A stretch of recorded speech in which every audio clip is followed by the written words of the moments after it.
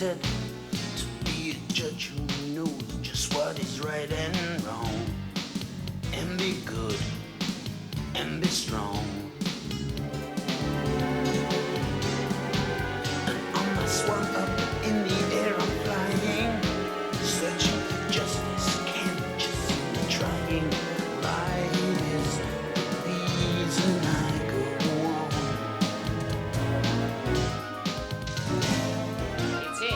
It's Mr. Beavers. Because he found it. But I dispute that, baby, because I am the lawyer who's defending Mr. Mouse. Yes. Okay, sir, I think you're wrong. You're very pushy, but because I am a good lawyer, I know what we can do. Let's hear the judge. Yes, because only our friend Klaus can solve it. I hear the wisdom coming from the gnomes now, and all together we have got the know-how, 'cause we are people of peace.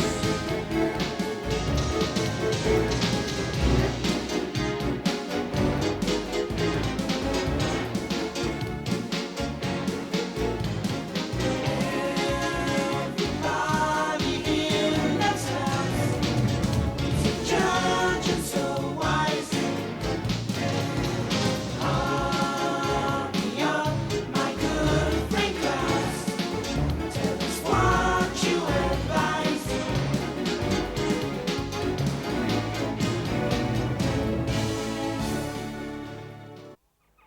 Bruna wants me to teach the law of gravity to her young nephews, so I think I'll start with this sketch and get the animals to help out, and if I throw in a little dancing, we all can have some fun. There. What do you think? Doesn't this make gravity interesting? Huh?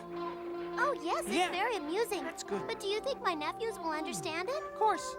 I'm not so sure. Remember, when there's no gravity, everything floats along in the air and things run into each other and get jumbled up. And when they look at this drawing, that's what they'll be able to see quite clearly. Right. I think the squirrels approve. All right, how about a little dancing? And I'll bet we can get the other animals to join in too.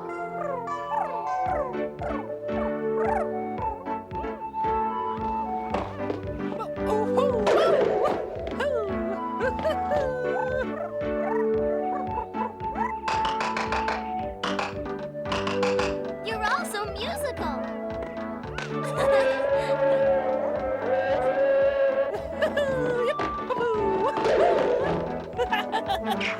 Oh, I feel like dancing in the air.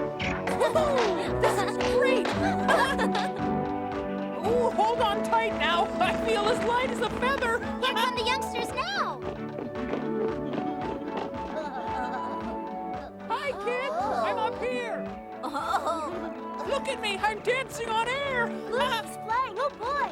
I'd like to fly too. Please, Dany, can I? Me too. Please, Dany, can I? Well, you begin by dancing. Kick your heels up high. Yeah, that's the way. Not bad. You're off to a good start. Now kick them up higher.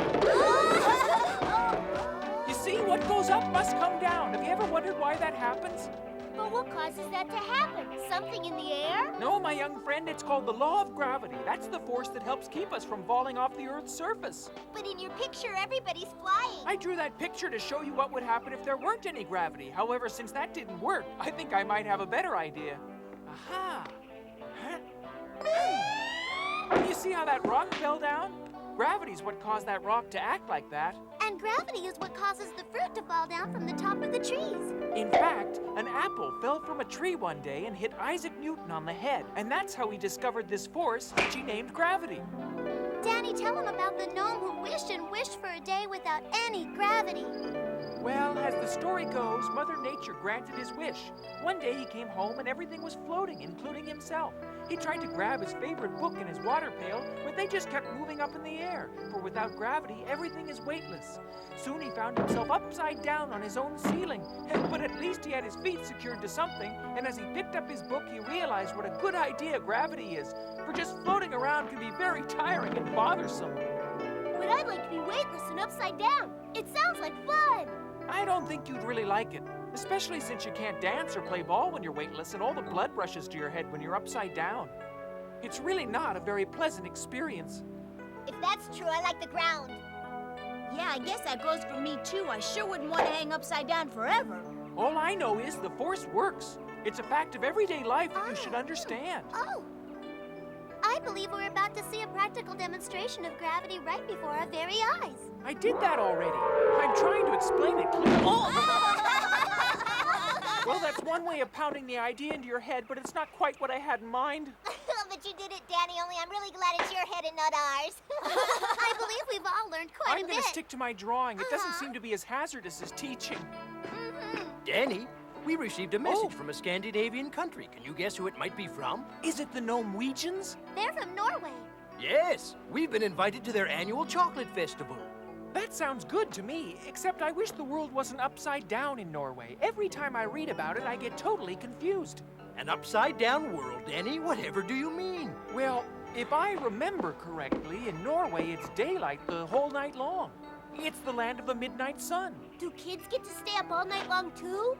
No, although I've heard they try. Because for 6 months out of every year, it is sunny at nighttime. But their mothers and fathers just pull the shades all the way down. When are you planning to leave? I'm leaving as soon as possible. I'm so glad we remembered our thermal underwear. Yes, it's getting colder already.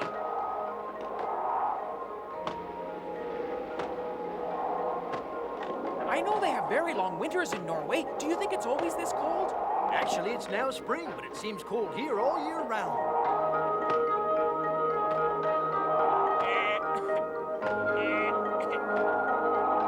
I'm afraid this sudden temperature change has had a very severe effect on Henry. He sure doesn't seem like himself at all. You think he's sick? Poor Henry sounds so sick, he should be home in bed. Well, what do you think we should do? Let Henry go home and get rested up. But then, how will we ever get to Norway, Judge? We'll get one of these seagulls to take us. Now you take care of yourself. We'll be all right, Henry. You just hurry home and get well. So long. Feel Bye. better. We'll see you soon, I hope. Get Bruna to make you a bowl of soup. Okay. We're in the heart of the Arctic Circle, Danny. It's beautiful. I think I would enjoy it more if I were an Eskimo. Huh? She spotted something. We'd better see what it is. I only see a mother seal. She's in trouble. There's a hunter on that raft, and he's headed right for her.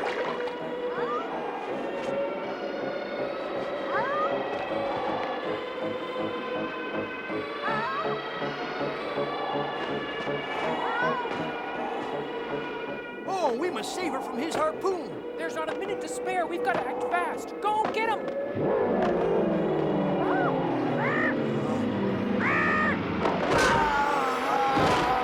Mother's been hurt.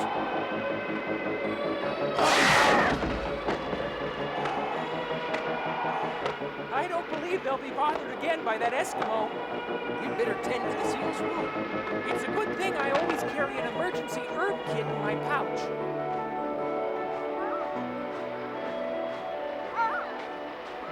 You'll be just fine. This wound isn't very deep. And this compress of palm and comfrey leaves will help it to heal fast.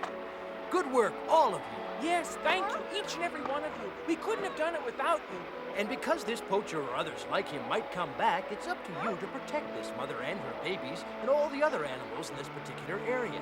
That's a tremendous job, but they can handle it by getting all the seagulls in the Arctic Circle to help. And now we'd better get moving to Norway or we'll never make the festival.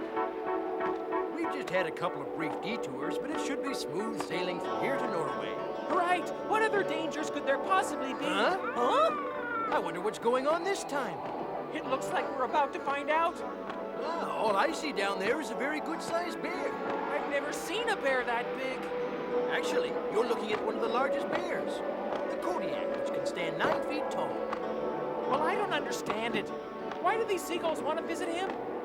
I have no idea, but he won't hurt them. No, they're large enough to see, but he might crush us. It sounds like they're old friends.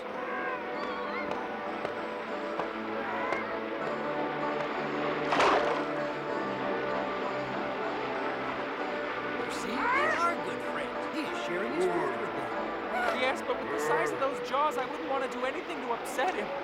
Good idea. The Kodiak will attack if he gets hungry enough. watching them eat is making me hungry. I thought you brought along some food we could munch on. Just some nuts. Since we have time, we should fill up our canteen. Right? I'll go. Oh, this water's freezing cold. There. Oh, that's very generous of you, Mr. Bear, but I'm sorry to say that we can't eat fish. That's right, we're vegetarians, you see. We have to eat nuts and fruits, otherwise we'd love to share your fish. Yes, thank you just the same. It's nothing personal, I assure you. Look, Judge, the Gnomewegians are waiting to greet us. With a nice fire to warm us.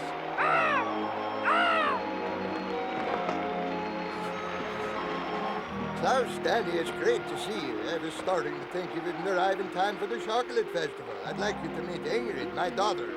And this is Christian Svensson, my #1 horseman. It's a delight to meet you. No offense, but I don't know which I was looking forward to seeing more. You or your chocolate. I'm happy you're here, and I see that you came by seagull. Our swan became ill, but your seagull picked us up. I hope they won't mind taking us back when it's time for us to leave, huh? Of course, but don't talk about leaving yet. You just got here. We'll send for the seagulls when it's time.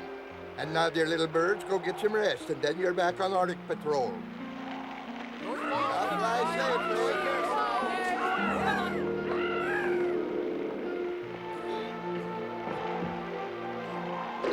Sorry to rush, but you're starting late. Hold it. We wanted to be here sooner, but a seal needed our help, and we stopped for a while to take care of her and her children. You shouldn't have a problem, but I used to hate to travel at this time of day. It can be hazardous if we're not careful. But why is that? At daybreak, the fog rolls in and covers the coast of Norway like a thick blanket, and you can't see where you're going. Does this happen all year round, Olaf? Just a little bit. Now it's especially bad as winter ends and spring begins, because the fog is created as water starts to heat up and rises into the cold air. Yeah, sure. There's nothing to worry about. I have the situation under control. But you'd better keep your eye peeled. I know every inch of this river backwards and forwards. Why don't you just relax? I'll take care of this raft. Well, I'm certainly looking forward to a whole lot of chocolate, Olaf. Yeah, we'll try to have a lot of chocolate, I hope. Chocolate's always been my one and only weakness. Yeah, so far so good. You might just make it through the rapids before the fog settles in.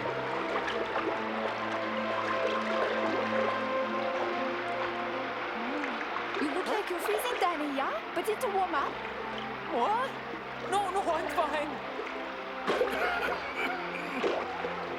Oh, you'll be all right, Olaf. The moisture from the fog is making you cough. Why don't we pull over to shore and wait till the fog passes, huh? No, I'm an experienced oarsman and I'm not afraid of the fog. I say we go on. Well, I think what Ingrid says makes a lot of sense. All right, fine. Since you don't trust me, I'll paddle you over to shore. I don't care. Christian, maybe we should slow down a bit. I can't. The current is extremely powerful. Oh boy, we're going to crash! I just know it! Somebody help! Please help! Please! Calm down now.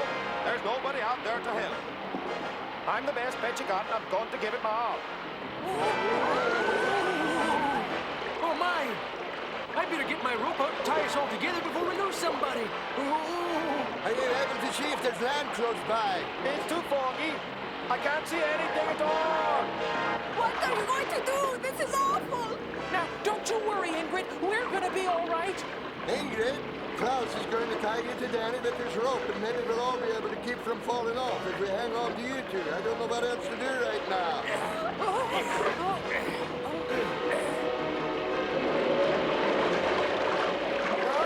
We're totally out of control.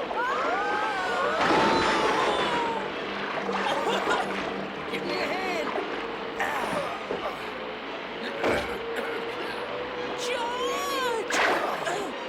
There's Ingrid, Dany. I don't know. She just disappeared into thin air. We've got to find her. Ingrid, Ingrid. I'm here! She's right there. But if she moves, the current will just drag her along. Ingrid, hold on right where you are. We're going to get you out. Help me, please! Help me! Okay, I'm ready. How are you going to pull her out? You'll see. Just give me one of your oars. Here.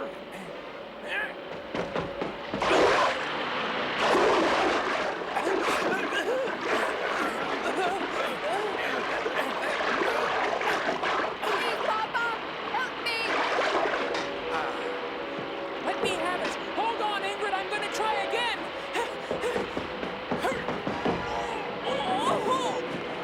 Thank you. But how are we going to both get over that river with just one rope, Dany? That's easy. Yeah. I'm going to tie the rope around both of us, and the others will pull us to shore as soon as we're ready to go. I don't believe we're strong enough to pull both of them. I think I know how to do it. Let's call Hans to help us. Come on, my friend, we need your help. You'll be able to pull both of them out without any trouble, Olaf. You better tie the rope and make it tight. Okay, Hans, it's up to you. Just pull them Go out. ahead, pull. Go on, pull. Oh, phew.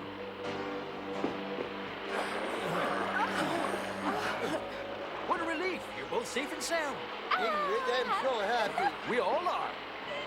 Are you all right? I'm fine now, but I was worried I'd become a polar ice cap. The water was freezing. But you'd make a very pretty one. Yeah, Dany and Hans are big heroes today. Yeah, I was sure a big washout. You don't need friends like me around anymore. Christian, what are you saying?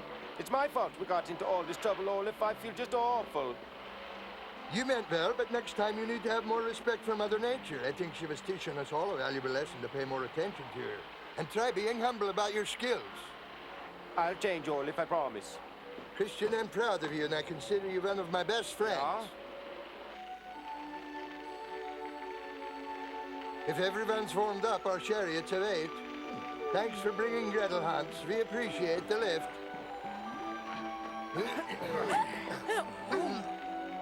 Oh, my!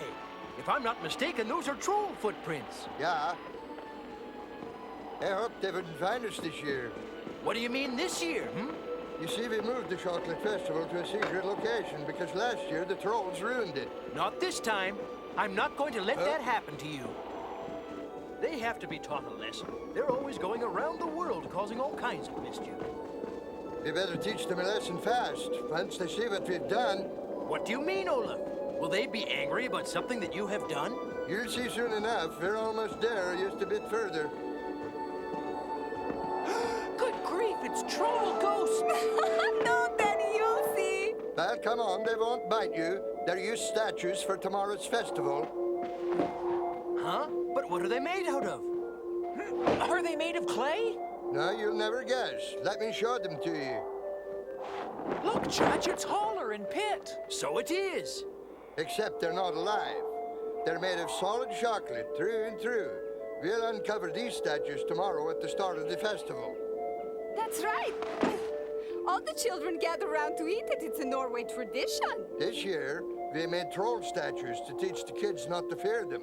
And nobody's afraid of chocolate. And the best part of all is these trolls really smell fantastic. It's a very clever idea. It's a lot of chocolate. Yeah, but if the trolls show up, like they did last year, No one got any chocolate because they ate it all up. every drop, we changed sites so it wouldn't happen again. Yes, but those prints in the snow indicate they found your new location, Olaf. Oh boy, what are we gonna do? We can't let all that delicious chocolate be eaten by those trolls. Well, let me think. We need a plan. You know, my sweet tooth is looking forward to sinking into a good hunk of chocolate. I hope they have some big statues. I've got the munchies. Last year, those chocolate polar bears were pretty tasty, but I ate them so fast I almost choked. It was pretty nervy of those gnomes hiding a festival on us. I mean, what did we ever do to them besides eat all their chocolate? Yeah, those statues are just cluttering up the forest anyway. You know, if I had my choice, I'd ask for the milk chocolate instead of the bittersweet chocolate, because the milk chocolate stuff tastes better. I'm trying to think of a plan, but all I can think about is chocolate. I've got an idea, but I only hope there's enough time. Tell me what it is, Klaus, quickly. They're coming here to feast upon the statues, right? That much we know, but how can we stop them from eating them all up? They're always hungry. Well, let's feed them. Give them exactly what they want. How come? You mean feed them our festival statues? No, not at all. We'll replace the festival statues with exact replicas. Well, that doesn't make sense to me at all. We will duplicate the statues. We will use chocolate, but we'll add a few spices. like hot peppers and vinegar. Oh boy, are those trolls gonna be surprised. Then what do we do with the real statues? We'll hide it nearby and cover it with white cloth so it will blend in with the snow. Now we'd better get to work because we have a huge job ahead of us and we're running out of time. Okay, we're gonna have to work fast, and if everybody agrees, I'll take charge. Yeah, okay. Sure. More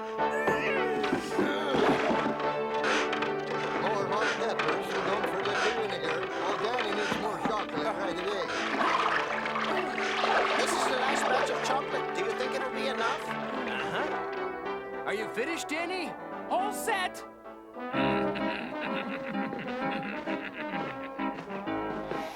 I smell lots of chocolate. Great. Yep, I can almost taste it. Oh boy, yummy, yummy. These statues look bigger than last year's. Which one do you want to eat, Holler? I got my eye on this one. The shape's kind of familiar. Gee, I don't know for sure, but I got this feeling they look like somebody we know. How come they're not Be eating? here all day. Olaf, they just got here. Judge, it looks to me like they're trying to decide who should eat which one of the statues. Okay, Holler, here we go. Now you get the one on the left and I get the one on the right. My statue looks just like you. Yeah, and this one looks an awful lot like you. I want to chew on your toe. Yeah, and I'm gonna bite off your nose. Yeah, well. They used to the big hunk. Any second, you're going to hear a loud yowl. 1 second to go, 2 seconds to go, 3 seconds to go. Somebody slip hot chocolate in this chocolate. Water! Oh, my lips are on fire! I got blisters on my tongue! Water! It looks like Norway is having a heat wave, that's for sure, yeah.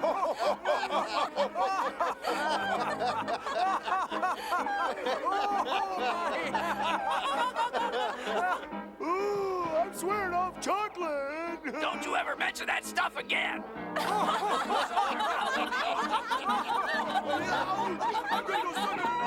You look like you've been hit by one!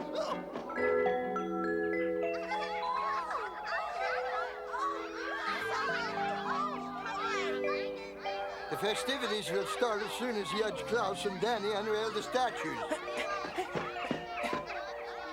Here we go.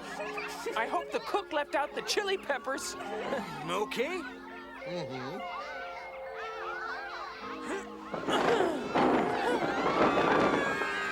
All right, youngsters, enjoy the chocolate.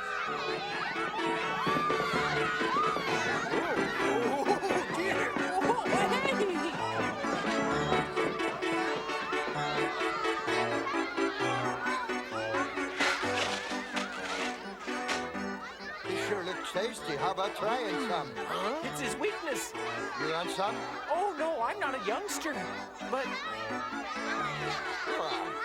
oh, hey, save some for me. Hey, that's for me too. Hey, wait up. Here we go. Oh, my. Bleach fights!